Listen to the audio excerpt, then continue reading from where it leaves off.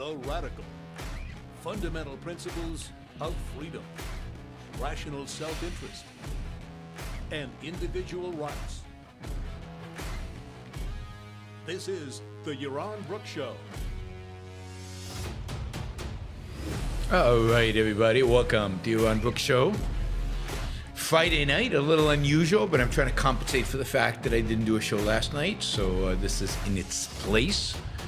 Thanks for joining me. Today we're going to talk about why should we support Israel as individuals, and why should we support it as the United States of America.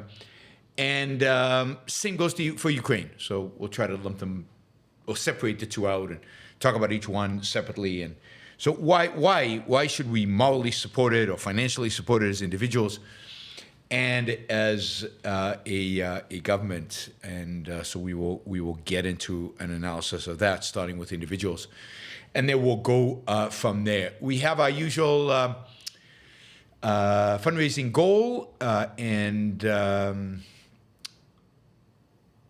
you can use the super chat to ask questions, and I'll be happy to answer them. It's a great way for you to shape the show, determine what I focus on, particularly $20 or above. Questions get a lot of attention, and we really focus on. One of Freeman says I should include Taiwan in it. Yes, I was going to, although it's less actual. But yes, I was definitely going to talk about China and Taiwan, and I will. We will talk about that as well. Let's see what else. So yes, you can use the super chat. You can also support the show with a monthly contribution on Patreon or yaronbrookshow.com/support. That's PayPal. So one of those two is great. I think I'm going to do a campaign early next year to get the numbers up on the monthly support and see if we can see how many monthly supporters we can get to. I'm shooting for 1,000. So that'd be great if you'd consider giving us a support, even if it's a couple of bucks a month, or $250 a month, or $500 a month, or $1,000 a month. Whatever you think, whatever the value I provide and the value you can provide in return. All right. Anything else you guys need? Anything else we need to wrap up before we get into the topic and jump in? I guess not. Well, I'll just say if you're on Twitter or Facebook or something like that, just go on and say, hey, we're live. Happy to include you in the show. Happy to get more live viewers. We got about 50 right now. Let's get more live viewers on by letting them know over there in X zone, Twitter zone, that we are actually live. I'll leave that up to you. You guys to actually do it, share it, and so on. Oh yes, if there are people who are listening to this, whether live or not, who have not yet subscribed to this channel, please subscribe. Please subscribe. That'll be really, really helpful. All right, let's jump in. So we're talking today about why, as an individual, I live in America, and I get these questions all the time, and I get them on the YouTube comments section. I get them all the time. Why should I care about Israel? I live in the United States. I get this from libertarians all the time, of course. I live in the United States. I'm an individual. Why should I care about what's going on in Israel? Why should I care about Israel, qua Israel? Why should I care about what's going on in Ukraine? And hey, by the way, my government, we've got a government, it's evil enough to take my taxes. Shouldn't I want them to, if they're going to use my taxes anyway, shouldn't I want them to use those taxes to, I don't know, help homeless people in my neighborhood or fix the potholes on my street rather than send them off and to Ukraine or to Israel? It's not my battle. It's not my war. It doesn't affect my life. I would rather the money be spent home. I don't really care about the issue. I've got enough problems in my head, and I don't care about the issue, and my government shouldn't care about the issue. They should just leave those places be, not put any money, not arms and by the way, if we give arms to Israel, it just pisses off the Arabs, and they'll just come and do away with me. Yes, Warner Freeman, I know potholes are not a federal issue. Yeah, start nitpicking what I say, right? As I come up with this stuff on the fly. So why should he care? Why is it, and I'm an egoist, why is it in your rational long-term self-interest to care about what's going on in these places? Why should you invest any effort, time, and why should you not only not object to your government supporting them up to a limit, and we'll talk about that limit is, but you should encourage them to do so. We should encourage your government to actually do so. So that's the topic, right? I mean, one of the things we have to understand, I think, today, is that Western civilization, the civilization that our lives depend on, the civilizations that our liberty and freedom depends on, the civilization that, without which life would be very difficult. Life would be, to a large extent, unbearable in the world in which we live. That civilization is under threat. And it's under threat in ways that I don't think it's ever been under threat. It's under threat, and I'd say the main culprit of it being under threat, and this is a reality, the main culprit of it being under threat is that we can't defend it. That while we want it, while we have a sense of what we want about it, we want free speech over here, and we want a little bit of political freedom over there, and we want a little bit of this and a little bit of that, but we don't have a comprehensive idea of what it is. We can't really defend it. And again, as a civilization, I can defend it. Maybe you can defend it, but as a civilization. And that has left it vulnerable, left the remnants of this great civilization, the beauty of it, the freedom that it empowers, the individualism, the respect for the human mind, the entrepreneurship, the economic progress, the economic growth, the technology, all of the things that Western civilization, that the Enlightenment has bequeathed us, is all at risk. We have massive enemies at home. Western civilization is under devastating attack from internal enemies. Those internal enemies are on the left, the woke, the CRT, the Marxists, the whole array of the left is really anti-Western civilization. It's anti-Enlightenment. It has been since Marx, and it certainly is in its postmodern variation, all the different iterations of postmodernism. They hate the Enlightenment. They hate Western civilization. They hate liberty. They hate reason. They hate science. Everything opposed to, they hate capitalism. They opposed to everything that the West really stands for. And it is a real enemy trying to destroy the Enlightenment from within Western countries.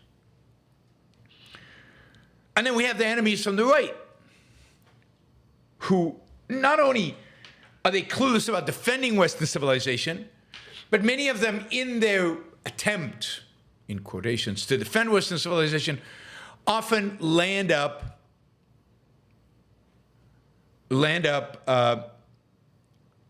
undermining Western civilization, misidentifying its source, and undermining its very essence. But many factors on the right today, many people on the right, many intellectuals on the right, many leaders on the right today, have given up on Western civilization, given up on the Enlightenment, explicitly so.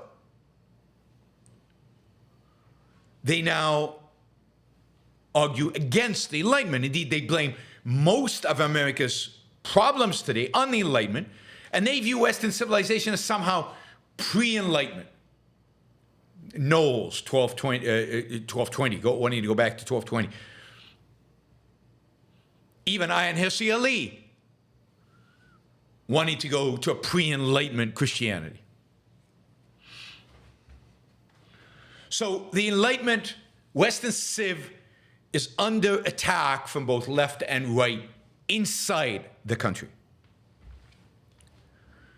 And that will play itself out. That battle is playing itself out, will play itself out. It is a battle that is ongoing. It is a battle that is going to take a long time to resolve itself. But it is definitely a battle that we need to participate in, we need to be a part of. There are very, very few voices, very, very few voices, very, very few people standing up for the Enlightenment, standing up for the West in what it really means, not in its superficialities, but what it really means, which means the Enlightenment. There are very few people standing up for the Enlightenment. And we need to be a part of that battle. And those, by the way, are people we should align with. So that's the internal threat.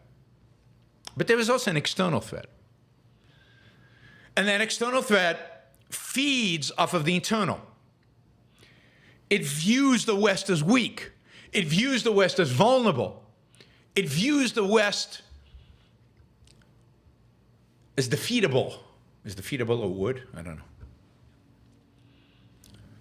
Whether that external enemy is Russia and everything that Russia represents, authoritarianism in every aspect of our lives, imperialism and mysticism combined together. And not surprising, there are people in the West, part of our internal enemies in the West, who love Putin and Russia exactly because they are standing up for ideas of nationalism, mysticism, authoritarianism, which our enemies on the right from within believe that is Western civilization. That is the defenders. That Putin is a defender of the West.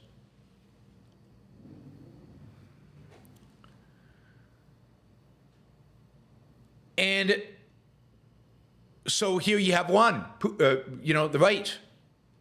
And of course, the really way out there left, also supportive of Putin. They also view him as, well, he's anti-West, therefore he must be good. He's anti-Enlightenment, therefore he must be good. So the far left and the far right unify over admiration for Russia and Putin. And then you've got another existential threat to the West, and that is Islam.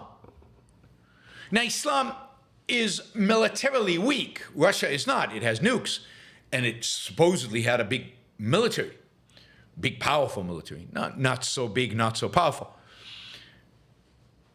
The Muslims are weak. With the exception of Pakistan, they have no nukes. They have no mighty military. They have numbers. There are 2 billion Muslims in the world today. And they have managed to immigrate into many countries in the West, where they are not met with demands for assimilation. They are met with demands for exclusion, separation.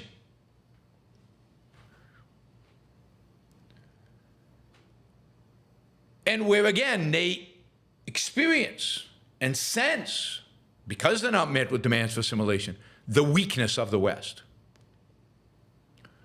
And here they have a real opportunity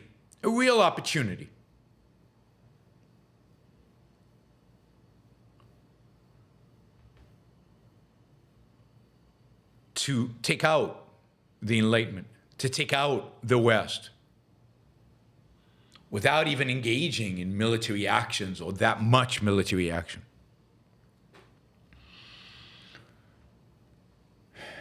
And then finally, you have China. China has huge ambitions to be the mightiest country in the world, to be the most respected country in the world,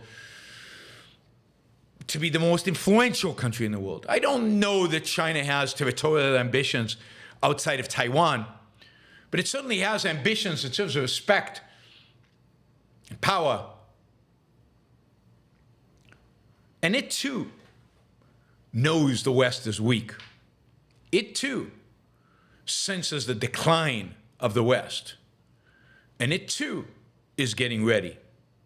And you've got here an axis of Russia, Iran, and China. I think Russia and Iran are the more immediate threat. China might be a threat further in the future. Depends on how things go for China. But Iran and Russia are an imminent threat to the West. Now, a threat the West could easily deal with if it knew what it was fighting for. A threat the West wouldn't even trouble itself with if the West was on the rise, confident, and free. But indeed, the West is not.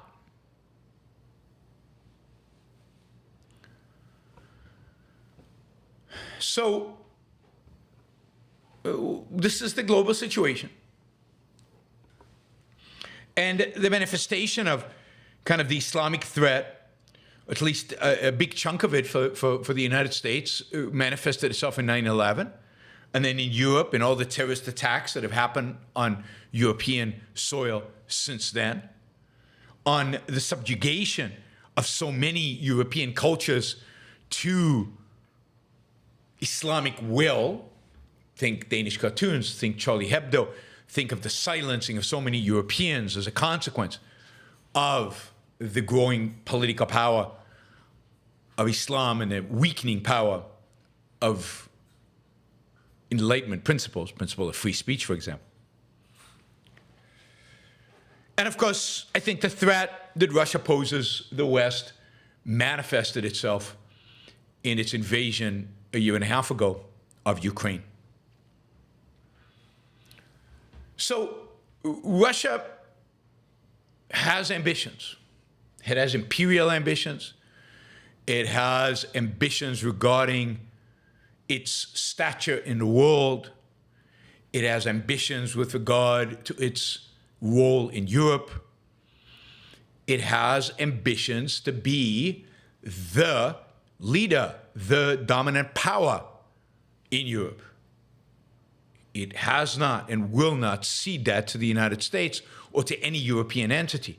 It is the be-all, end-all. And as part of those ambitions, it has now attacked Ukraine twice, this last time in a full-fledged war, to basically take control over the entire Ukraine as a first step, without any doubt, as a first step to challenging NATO and challenging Europe and challenging America's dominance in Europe. And indeed, to challenge the very idea of Western civilization, the very idea of an Enlightenment civilization, of an enlightened civilization.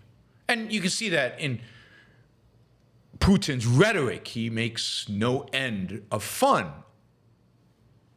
ridicules the West and any kind of semblance of Enlightenment ideas.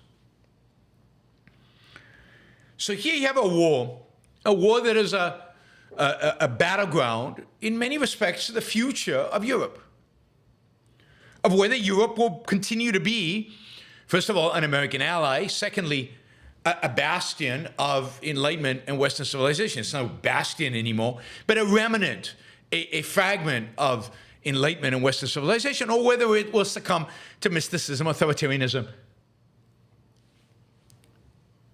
primitivism, imperialism, whether it would become a puppet of Russia. Now, why should you as an individual care? Because you should care about your life. You should want a world in which Enlightenment values are thriving. You should want a world in which the West, even the West of the European Union, is still alive and kicking. Because in spite of all the problems of the European Union, that West far exceeds anything the rest of the world has to offer us. There's nothing good in Russia. There's nothing good in Islam. There's nothing good about those ideologies, those philosophies, and those regimes who would replace a dying Enlightenment. The only way to save the Enlightenment is from within. The only way to save the Enlightenment is to save the West. By abandoning it, we lose. So should you care? Absolutely. Do you think you would live in a better world if Russia took over Europe? You would live in a much worse world. And you would embolden the worst elements in the United States, primarily on the right, who would love to bring Putin-like authoritarianism, Putin-like mysticism, Putin-like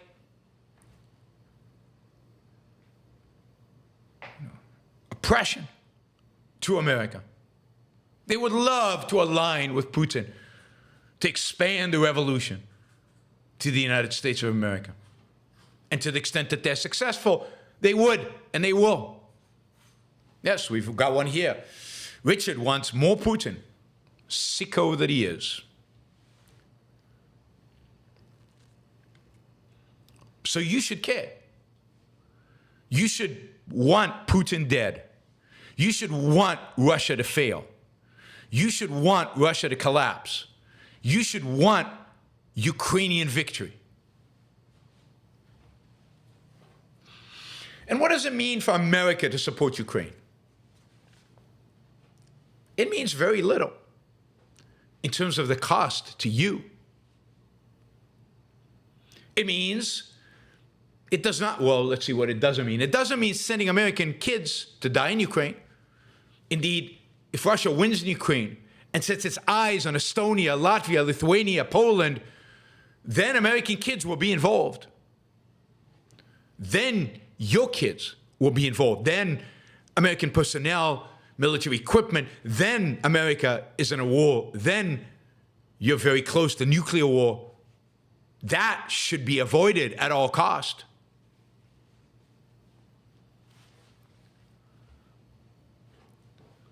So America supporting Ukraine does not mean American troops in Ukraine. And indeed, most of America supporting Ukraine means America morally supporting Ukraine, using the bully pulpit to express its support, condemning Putin for the monster, the immoral monster that he actually is. And then supplying weapons to Ukraine. And supplying weapons to Ukraine for America today is super cheap. America sends very little cash to Ukraine. Most of what America sends to Ukraine today is equipment that is obsolete from the perspective of the American military. It is equipment that is unlikely to need or use in the future. It is equipment that, if not used in the next few years, they'll have to dump anyway. Artillery shells, medium-range missiles, these are not things that America needs. One Patriot battery. These are not things that cost us much money out of pocket, very little. It's equipment sitting in warehouses. Now, some of them needs to be replaced over time, and that will cost something, but it would have been needed to be replaced anyway because it was going to be expired.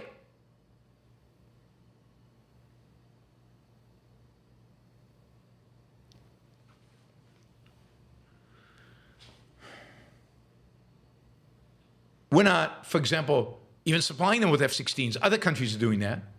We just gave permission for these countries to provide the F-16s to Russia, to Ukraine, sorry, almost to Russia. Why it took a year and a half to do that, God and only Biden know. But that is a betrayal. It's a betrayal of us as Americans, because all that's done is emboldened our enemy. It's emboldened Putin. The American policy should have been, when Russia invaded Ukraine, to supply Ukraine with whatever weapons it needed to defeat Russia as quickly and as thoroughly as possible. And defeating Russia means kicking them out of Ukraine, making it clear to them they will never be able to take Ukraine. That's enough to put Putin in his place, to defeat the fantasy of Russian empire, to prove to them that whatever God is guiding Russia, that God is a loser.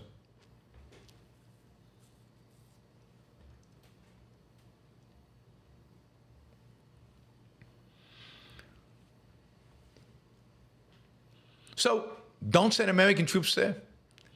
Don't fight. But to send weapons? Cost us very little? Yes. Every time they approve a budget, that's the book value of the weapons systems that are sitting in warehouses, weapon systems that if we actually got into a conflict, let's say with China, we would never use, because we're not going to storm China with tanks. We don't need artillery for China. For China we need to build a fleet. We need to build a navy.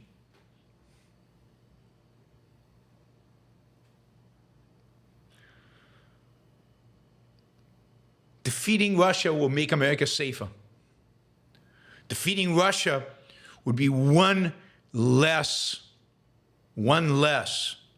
challenger who might take the West, who might defeat the Enlightenment, the values that our lives depend on. Right?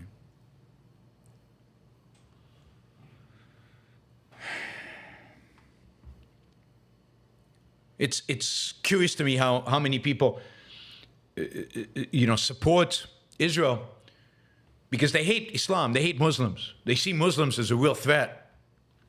But Russia, they're the same color skin. Russia, they're Christians, just like all of us. Russia, Putin, he looks good without a shirt, riding a horse. He's masculine. Russia, they're our allies, they're our friends. The fact that he's a thug, an authoritarian, a central planner, a mystic, doesn't matter. He looks like us, so he must be one of us. The war aim in Ukraine is easy. The war aim in Ukraine is to throw Russia out of Ukraine and make it clear to them they will never win. That's the war aim. It's pretty simple, pretty straightforward. And with the right amount of weapons, Ukraine could do it, could have done it already. It's we, the US, that has held the Ukrainians back. Not just the US, but our allies in Europe as well. Russia's already lost the war strategically. But it needs to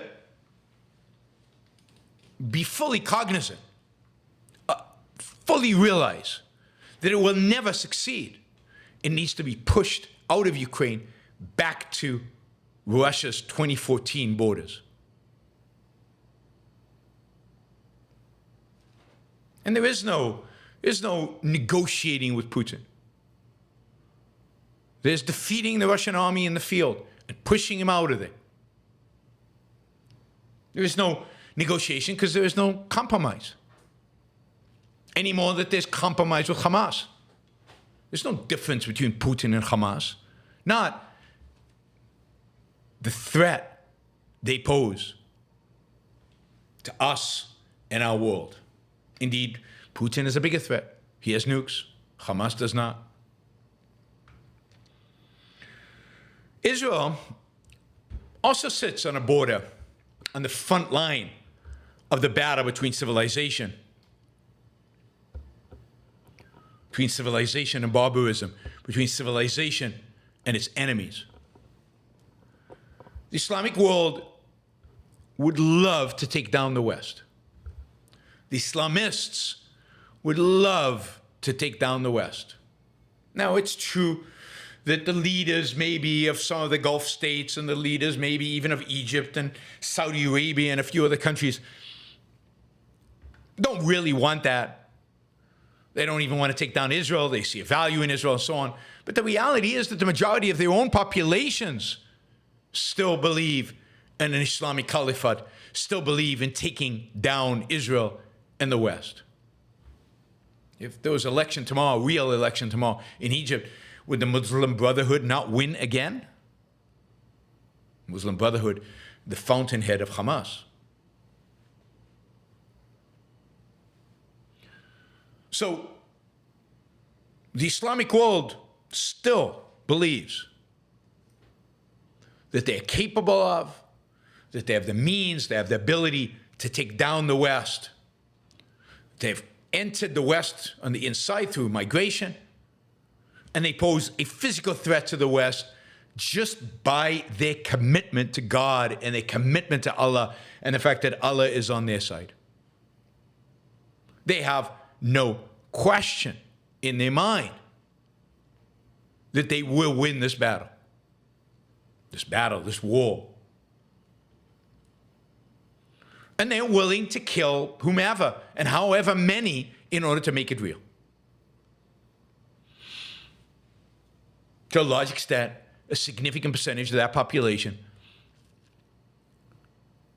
celebrates death, not life. Life sucks. They're poor.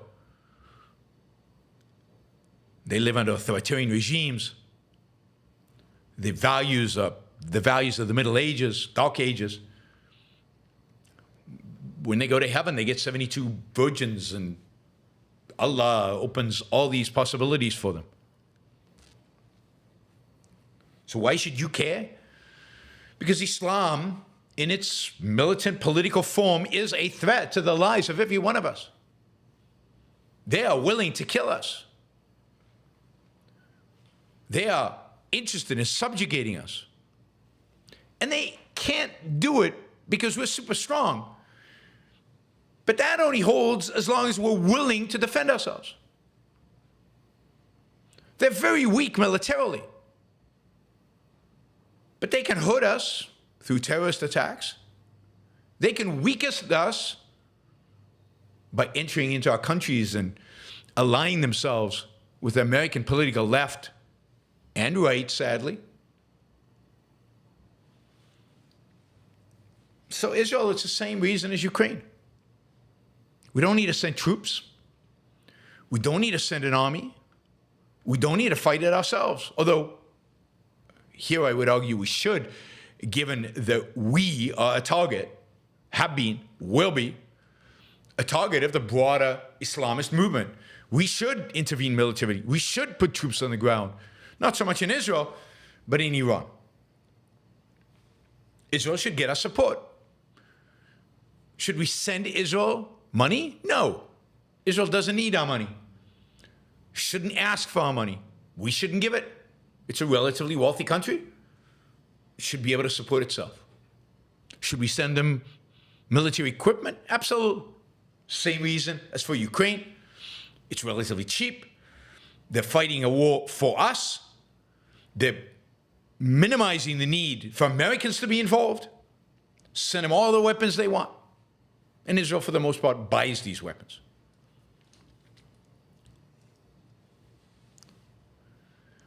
So if we really value the long-term safety of the West, of civilization, of enlightenment, then these two countries need to be helped, need to be supported, both morally and militarily.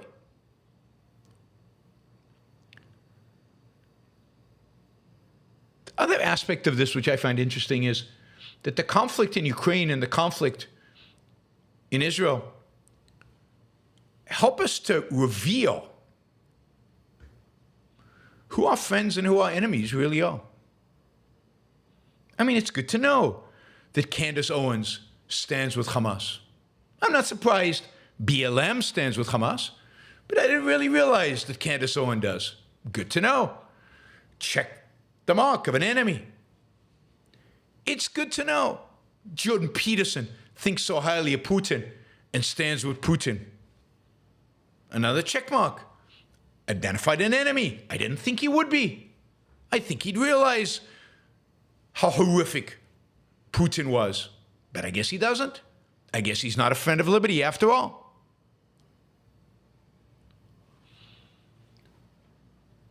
This brings out for us who our real enemies are. Who is supporting the thugs in the world? Who doesn't want to see the success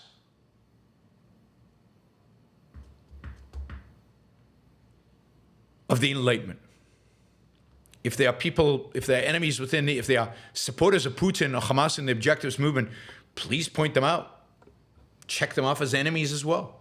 Just because somebody calls himself an objectivist does not mean they're not my enemy.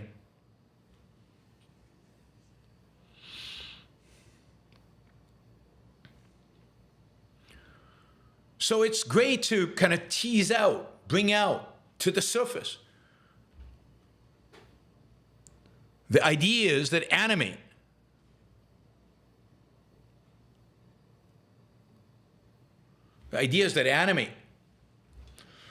the people around us.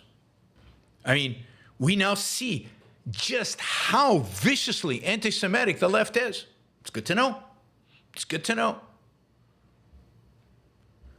And it's good to know that the libertarians are as insane and wacky as maybe we assumed they were and maybe forgot a little bit, maybe thought they maybe had gotten better, and it turns out, no, they're still as crazy and wacky as they always have been. And it's good to know, here in the chat, who is with us and who's against us. These are the kind of issues that bring it out. These are the kind of issues. These are the kind of issues that, reveal what people are really about.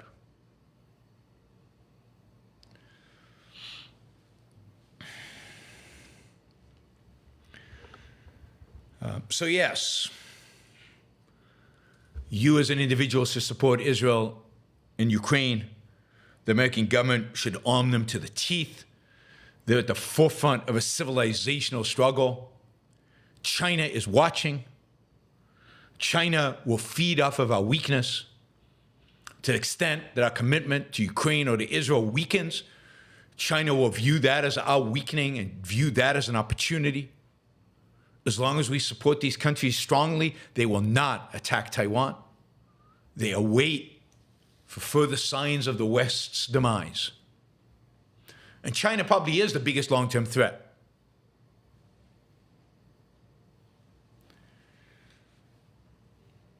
And they're watching. And hey, I'm watching you guys, so, internally, we're also watching. All right.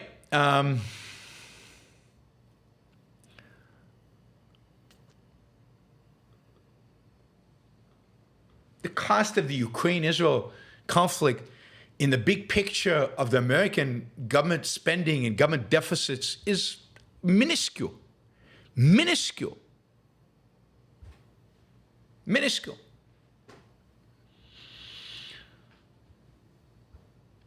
And if we can spend a little money to delay the end a little bit, then we should spend it. I mean, absolutely true. The West is in decline. The West is disappearing. The Enlightenment is fading. But the more of it we have, the longer we have it for, the better off our individual lives are going to be. The end of the Enlightenment is not going to be pretty. The end of the Enlightenment is going to be a disaster for all of you, all of us, all of humanity, really. The end of Enlightenment values is impacting. The end of Western civilization is not something to be celebrated. And that's where we're heading. And if we can delay it a little bit, by spending a little bit of money, by sending a few arms. It doesn't cost us a lot. I mean, let's move to Argentina. I mean, even Argentina today, Milei has already started to compromise and to appease and to moderate. His radicalism is slowly, I mean, we'll see. But at least today's news was not good on the Milei front. I'm curious what my Argentinian friends are saying, but it was not good what I read today. You know, he's already lost the people that are most important.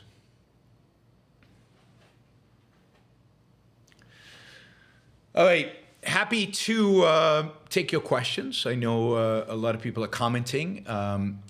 We've got a goal for the evening shows, which is significantly higher than where we are right now. So please consider supporting the show with a sticker. Yair just did his first super chat. Thank you, Yair. Really appreciate that. You can do a sticker. You can do a super chat question. You can ask questions.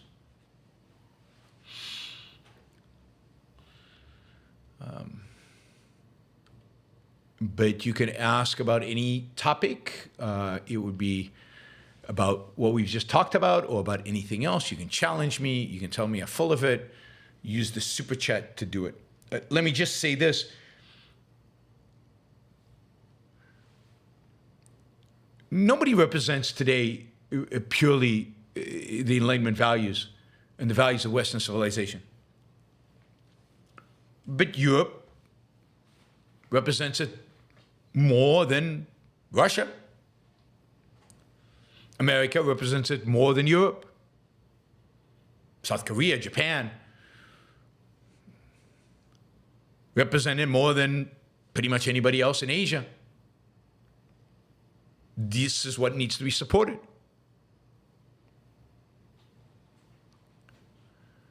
And does Ukraine represent Western values? No. But is Ukraine leaning in that direction? Absolutely. Why did Russia invade? To a large extent because Ukraine was moving towards Europe, moving towards the West, moving towards becoming a Western country.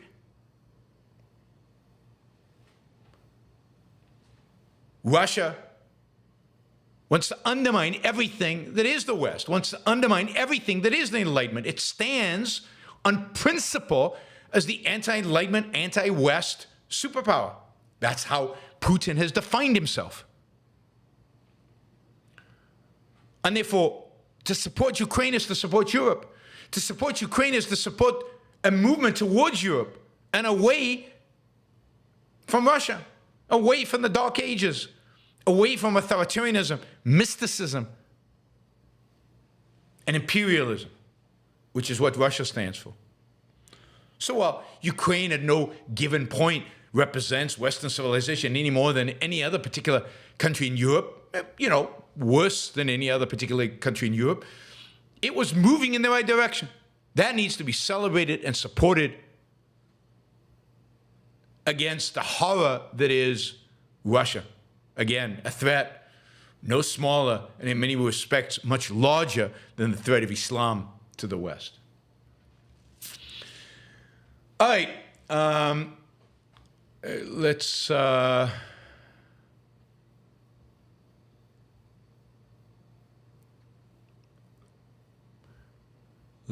take a look here. No, I didn't mean to do that. All right, that Doodle Bunny. You notice that Milei and Ayn Rand became successful by being firebrands, rather than focusing on being prim and proper, mild-mannered academics like too many at AOI. God. Ayn Rand was not a firebrand, certainly not like Milei. To put them in the same paragraph is bizarre. Ayn Rand never swore. Milei swears all the time. She never called people names.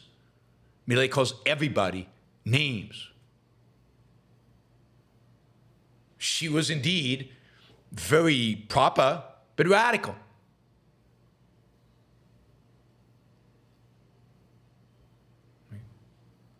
She was incredibly polite, incredibly respectful, even to opposition. Read the Ayn Rand letters and see how she answered people's questions. Milei is a firebrand, right? He's, in many respects, nuts. The people at ARI are not mild-mannered academics. Any of them who are mild-mannered academics. They're radical.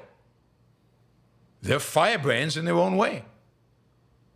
None of us are like Milei, yelling and screaming and cursing. I yell and scream. I don't curse, though. And I don't flip out. And I don't do crazy stunts. True. But neither did Ayn Rand. So to assume that Ayn Rand was successful because she was a firebrand like Milei is just not. I mean, have you ever seen Ayn Rand on stage? Does she do somersaults and whip around and yell and curse? And no. Lots of things wrong with cursing. But Ayn Rand dressed nicely when she spoke in public or when she went out in public. So, I don't understand. I don't think the comparison has anything to do with it. If you want somebody who yells and shouts and makes a big deal, that's me. Well, how many follow? I haven't done as well as Milei. Maybe if I said the F word a few more times during the show, I would get a bigger following. Is that what we want? Is that the thing that's missing? And anyway, there were a lot of different people at AOI. They serve different functions. Not everybody is public facing. Not everybody needs to be a, quote, firebrand. Behind Milei, there are a lot of prim academics doing the hard work for him. Behind Milei and behind anybody successful, there are a lot of quiet people educating, teaching, speaking, writing. I mean, this idea that everybody should be a firebrand, that everybody should go out there and be passionate and yelling and screaming is nuts. You've got to have lots of different people doing different kinds of work. And you've got to have some of those really smart philosophers who are mild in terms of the way they speak, but who are smarter than anybody else on the planet, who can articulate an argument and teach those of us who are firebrands what we should be firebranding about. So, I mean, the attempt to insult people at AOI is just dumb, and it's ineffective, and it's, what is the point exactly? You don't like them? But some people need to be what they are. Personalities that they have. Judging them by the quality of the arguments they make. And there, you'll find that the mild manners ones are the ones that make the most powerful arguments and the ones the rest of us need to learn from so that we can be firebrands. And of course, who changes the world? We'll see how much Milei actually achieves. But it's the philosophers, the intellectuals, the academics who ultimately change the world. Don't put them down. Don't dismiss them.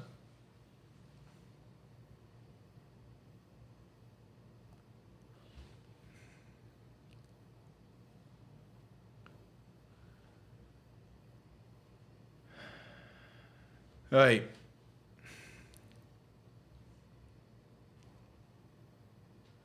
Reminder, like the show before you leave. A bunch of people here, and it helps with the algorithms. It really helps promote the show. So please press the like button. And if you like what you get, value for value, please consider supporting the show. $100, $200, $5, $2, whatever the value is to you and you can afford. You can use the sticker. You can use the super chat. We've got quite a way to go to reach our goal. We're we're doing great this month, so I'm not complaining, but it would be great if we hit those goals on as many shows as possible, particularly given that we've got 118 people watching right now live. All right, like the show. Also, if you're not a subscriber, please subscribe. Please subscribe.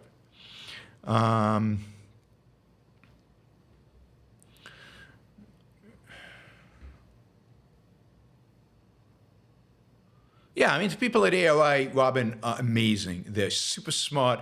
They're super able. They're articulate. The people who are offended by them or the people who think they're are the losers out there, like Richard, who's got an over-under on how much money I raised tonight, as if he cares and as if he contributed a dime. God, it's all he can do is sneer at the success of other people. That's the characteristic of a loser. Stephen, should the U.S. Navy clear Russia out of the Black Sea and for the U.S. Air Force to control the skies over Ukraine? No, I don't think so. I don't think that's necessary. I don't think that the United States should get directly involved. I think the United States getting directly involved increases the level of risk to a degree that is just not warranted. I do think that supplying the Ukrainian Air Force with F-16s, I do think that that supplying the Ukrainians with the latest and best weapon systems possible. Anybody who makes Richard's skin crawl is a hero. I'm all for people who make Richard's skin crawl. So I mean, we're talking about somebody in the chat who I shouldn't be talking about because he doesn't deserve the attention. But anyway. So I think Ukraine can do it. It's going to be costly for them.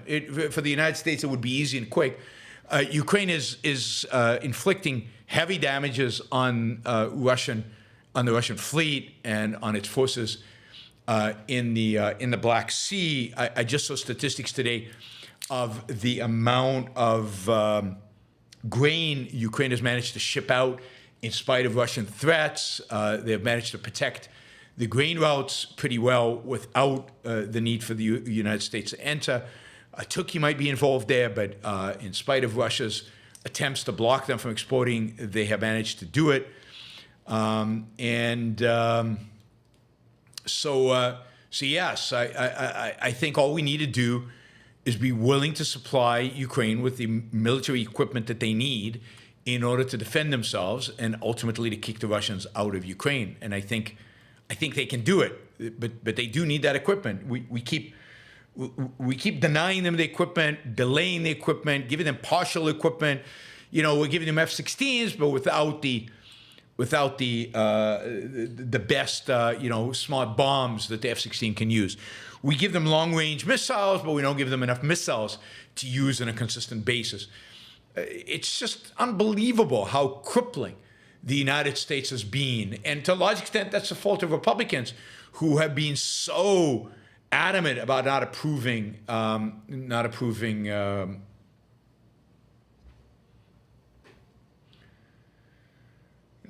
support for Ukraine, which is a massive betrayal, All right. Rob C. says, did you see James Lindsay tweet where he claimed liberty requires reason plus faith? I thought he was smarter than that. Yeah, I'm not surprised. I mean, James Lindsay has been disappointing after disappointment after disappointment. I think he's, in many respects, he has a prism by which he sees everything. And again, he's in the same position as so many of not being able to contemplate or imagine, right? Imagine that that you could be an atheist and have values and have morality. So he's in the same boat as so many people. But yeah, it's sad to see. It doesn't surprise me. It's the way these people on the right are going. They're embracing religion one by one. In that sense, this is Dim Hypothesis by Leonard Peikoff just playing itself out right in front of us, and many people on the chat supporting it, supporting the ultimate outcome of it because it's against the left. But yes, scary stuff. All right, let's see. Let me just thank a few people for the stickers. Jonathan Honing, thank you. Let's see. There's people. Yael, thank you. Catherine, thank you. And WCZN, thank you. And then I just saw Donna, thank you. So thanks, the stickers. But you can still ask questions. There's plenty of time still. I'm moving on to the $5 to $10 questions. But let's get a bunch of $20 questions to cover the spread, right? He's not a Troy. There you go, Richard. You lost the bet. Troy says, I missed the live Thanksgiving show you're on. I'm thankful for Ayn Rand and her philosophy that is continuing throughout your efforts, keep the positive show coming. I will. I'm going to try for one a week. Thank you, Troy. Really appreciate the support. That is fabulous. Thank you. That made my Thanksgiving. Thanks.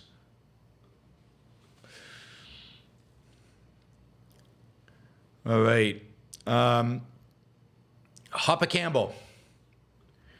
In April, when you travel to Argentina, would you make it an objective to meet with Milei and make sure he's on the right track? I can't make sure Milei is on the right track. I can't make sure, right? And I don't know if I'll try to meet Milei. I find it not useful to meet politicians. I never have met a politician that was useful in terms of meeting him, or where I had a positive influence in well, I probably did, but reason enough to go out of my way. But I know a lot of people who know Milei. I know a lot of people who are in that universe, and I'm sure we'll be interacting with them. I'm much more important to me is to be able to influence the people who influence, the influence behind the people behind the scenes of Milei who can influence him. But also, let's see what happens by April.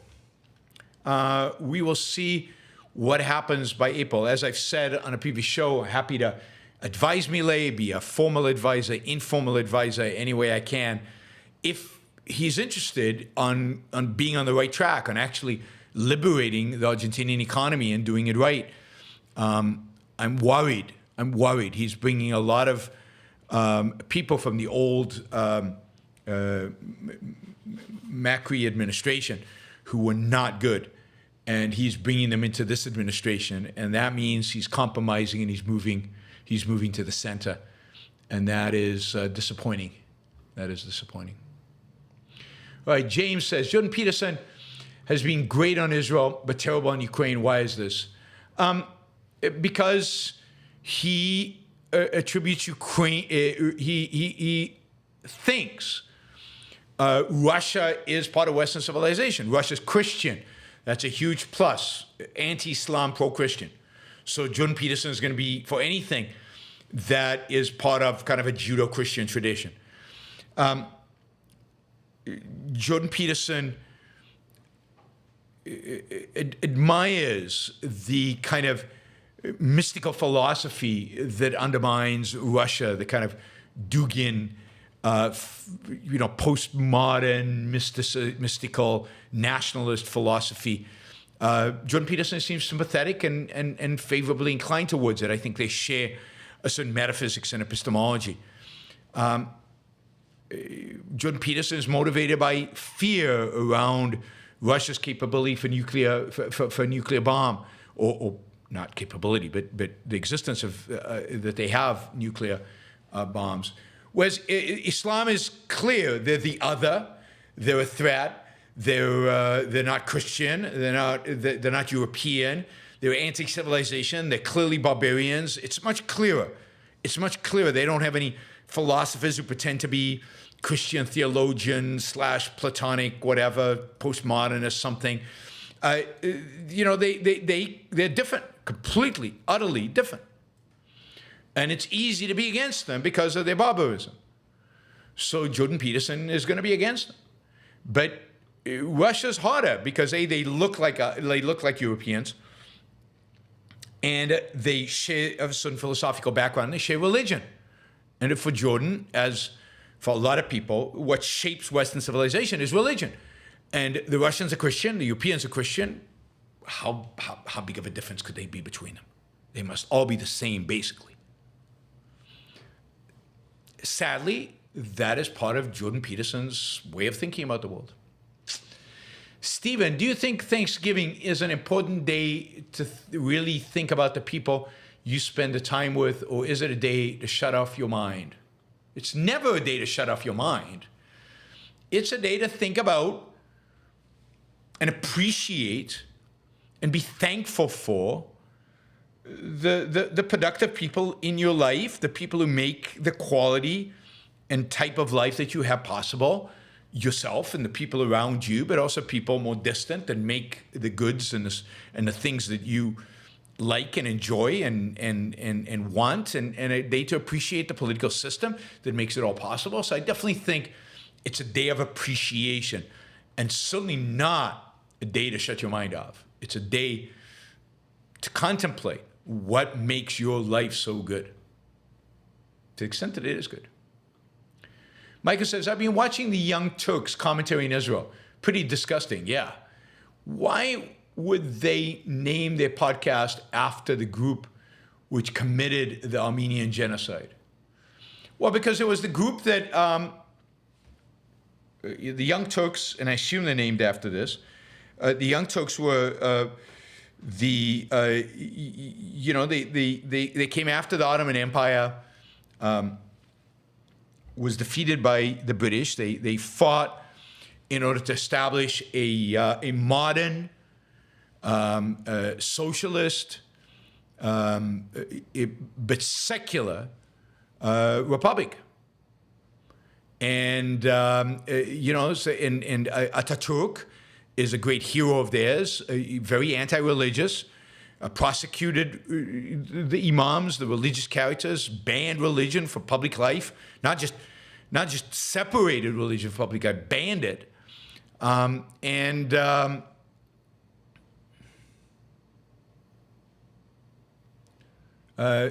they were the Young Turks were the bringers of modernity to Turkey, and I think was celebrated as such. So, and I guess Seneca is Turkish in his origins, and yeah, this was a revolutionary movement to bring modernity to a primitive Islamic world and to secularize it, and I think they associate themselves with that.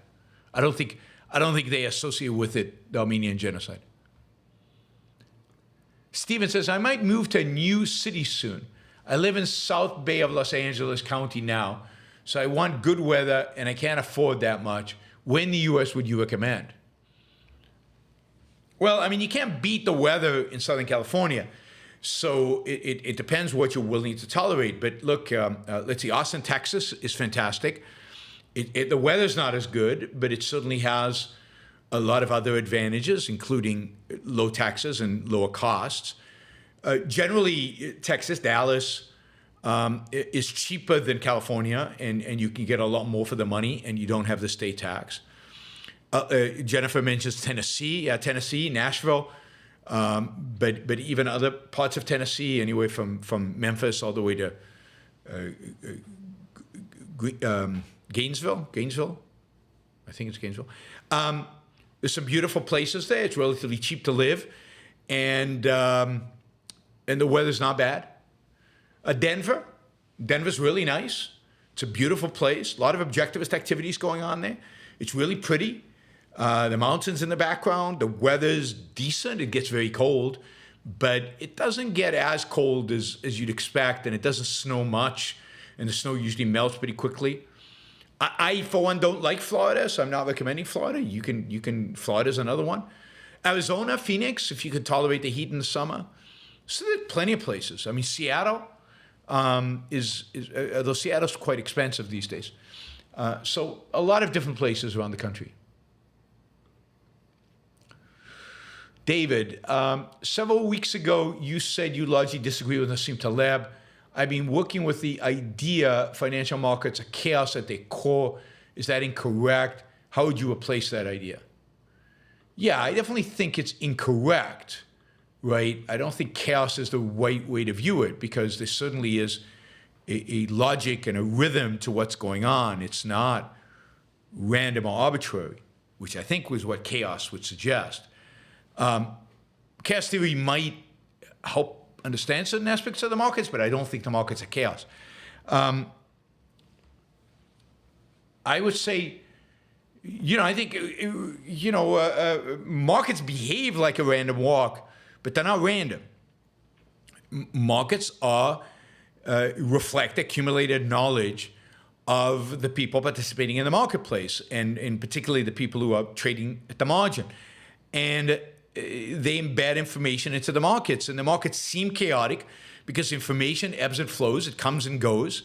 The flow of information is constantly dynamic, and therefore prices are constantly being repriced. Assets are constantly being repriced as there are changes in interest rates, changes on future expectations in terms of earnings, the changes on the probability of recession, the changes. Everything's changing constantly. So, but again, I don't think the change in the financial markets is chaos. Indeed, it's quite the contrary. It's taking the chaos of the world out there. It's taking the chaos of the economy, the chaos of kind of the informational world out there, and it's putting a price on it. It's creating order out of the chaos. Stock markets are a way to bring order to chaotic amount and quantity of information. They embody, they concentrate a ton of, a ton is too little, a gazillion amount of information. So they're actually creating order out of the chaos. Yes. And I'm not sure chaos is the right way to even think about it, but they're creating order out of a multitude of information that appears chaotic. And financial markets actually bring it into order by giving it a price, by concentrating that information into a price. All right, guys, 125 people watching. We're about $160 short of our goal. I'm sure we can make it. Troy has brought it home, so we're almost there. You guys can close it up and bring it home. Don't forget to like the show before you leave. Only 74 likes. I know you guys, there are more than 74 people out there who like the show. So please consider just pressing the like button. It doesn't cost you anything. It doesn't slow you down. It doesn't impede anything. Just press the like button. Yeah.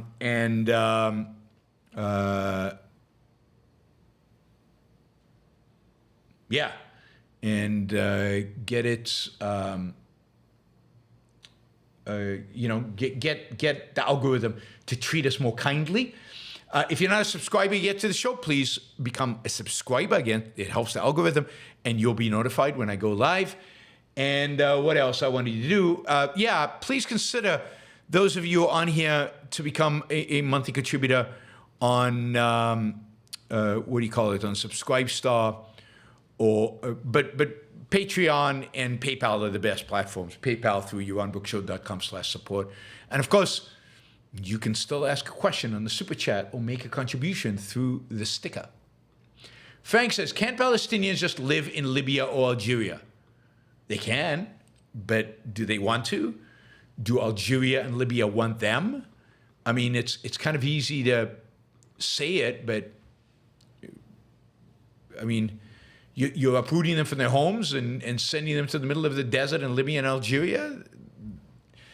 And I'm sure the Libyans and Algerians don't necessarily want them. So, yeah, I mean, sure, they're all Arabs. You could treat them like that, but that's not how the world works. Black Cat, as a future policy, now that Russia will be licking its wounds for several years, we should be pushing hard for the Europeans to rearm at the same time. Yeah, I agree. The problem with that is that Germany, which was committed to rearming, was committed to increasing spending, has just hit an economic brick wall, is in a recession, but more than that, the Constitutional Court in Germany has ruled German budgets as unconstitutional, which has immediately created a massive deficit between the plans that German governments had for the future and the reality.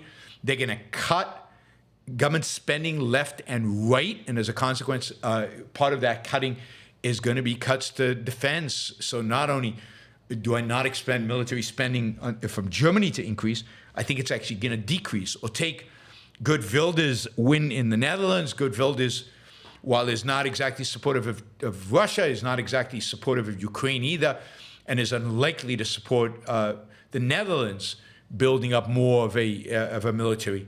The only country that's taking this really, really, really seriously, well, maybe not the only country, maybe the others, but the one that's clearly and explicitly and unequivocally is Poland, because Poland knows that it's on the target list.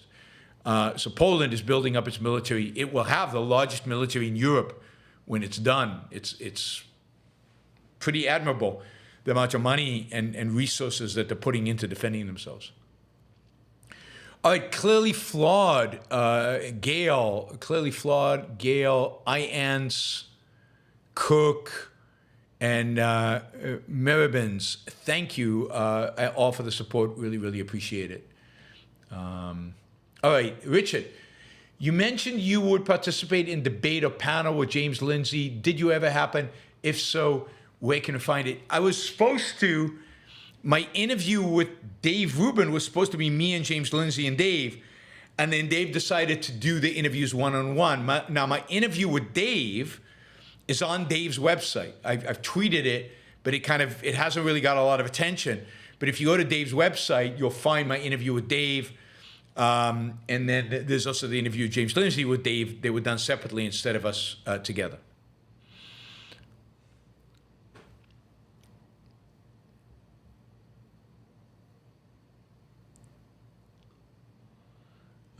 Howard, why did Egypt not want Gaza back along with Sinai? Because they didn't want Palestinians. Because they knew it was a powder keg. Because they didn't want the hassle of that many people to become Egyptians. They knew that it was that they were inclined towards terrorism, that they were inclined towards violence, that they were ideologically, I think the Egyptian authorities figure that most Egyptians are kind of too uneducated, too ignorant to know what's really going on in the world, and they can pull one over on them over and over and over again. Palestinians are more attuned to the world, and they're not going to let the Egyptians get away with it. They would have demanded all kinds of things the Egyptians didn't want. The Muslim Brotherhood was very strong in the Gaza Strip. They didn't want Muslim Brotherhood. They have enough of those in Egypt. It's an enemy of the Egyptian regime. They're troublemakers, and they didn't want the trouble. Rob, watch Afghanistan field a good team in a cricket World Cup. Highlighted the tragic loss of human potential theocracies are responsible for. So many young people who could have done amazing things with their lives. Absolutely. When you saw in the Afghans who helped the Americans, the Afghan girls who went to school, the Afghan women who worked for Western NGOs, the Afghans who managed to escape Afghanistan and came to the West, there's a massive amount of human potential there. Massive amounts of human potential there. And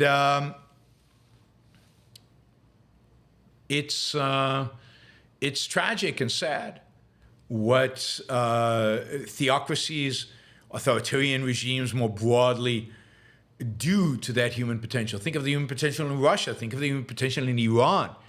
Iran has some of the smartest people anyway. And it's just awful.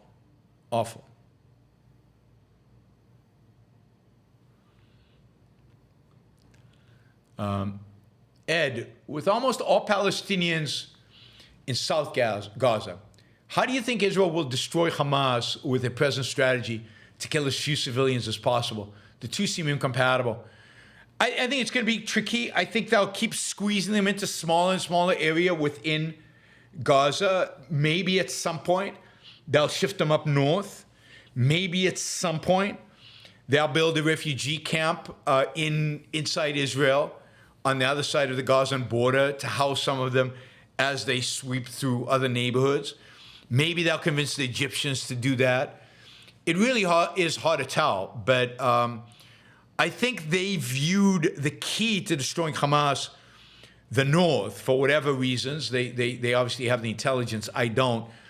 That if they could get the North, if they could completely clean out the North, that would be such a blow to Hamas that it would be easy to deal with them in the South.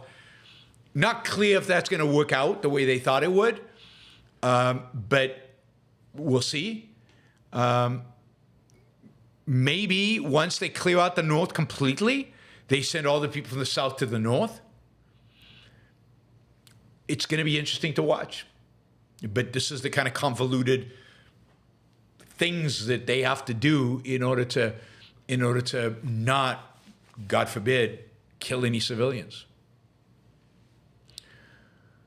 All right, we're just $85 short. Somebody should step in and get us over the top. All right, Ian's, appreciate your show you're on, and it's pronounced Judah-o. What is pronounced Judah-o? Judeo-Christian.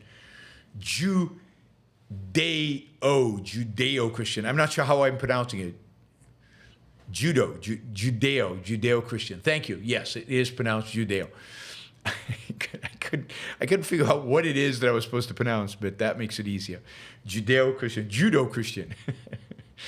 Yeah, I'm glad to see people ignoring Psycho speak. That's good. Ignore him. That is the best strategy with Psycho and his ilk. All right, let's see. Miguel. Yohan, should Milei suppress his personality of a showman? He was always like that. Watch one of his talks of his, and most likely that one of his presidency. No, I don't think he should suppress it. I just hope that there is. And by the way, that was Miguel's first super chat on the live stream, so thank you, Miguel. It was I